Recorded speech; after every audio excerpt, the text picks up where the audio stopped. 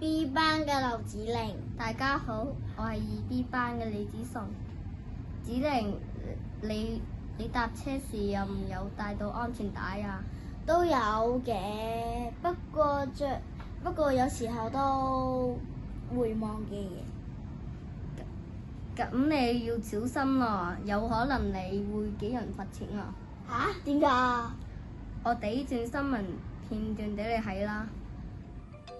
最近警方喺東九龍突擊檢查，喺一架小巴上放蛇扮乘客，向車上31個冇扣安全帶嘅乘客發出傳票，引起網民熱議。不過除咗搭小巴需要攬安全帶外，其實仲有幾款車都有相關規定。根據道路交通規例，喺設有安全帶嘅公共小巴上，乘客一定要攬安全帶，如果唔係，最高可以被罰款5000蚊同入獄3個月。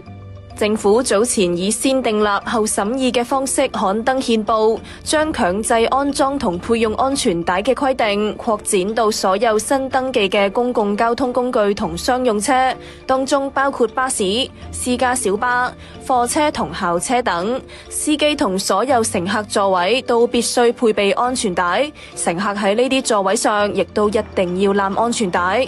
新規例將會喺出年1月25號起生效，違例者將會面臨最高5000蚊港元罰款同3個月監禁。當局話，考慮到司機難以確保乘客喺成個車程都攬住安全帶，建議乘客為自身行為負責，即係乘客唔扣安全帶，司機都無需負上法律責任。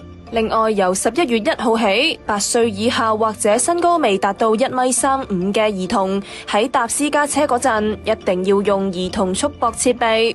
違例司機可以被定額罰款230蚊，嚴重個案可以交由法庭審理，最高罰款2000蚊。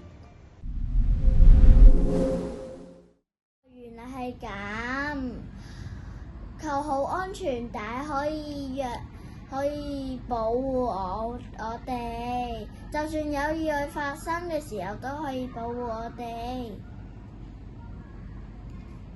係啊，所以搭車時一定要扣好安全帶啊！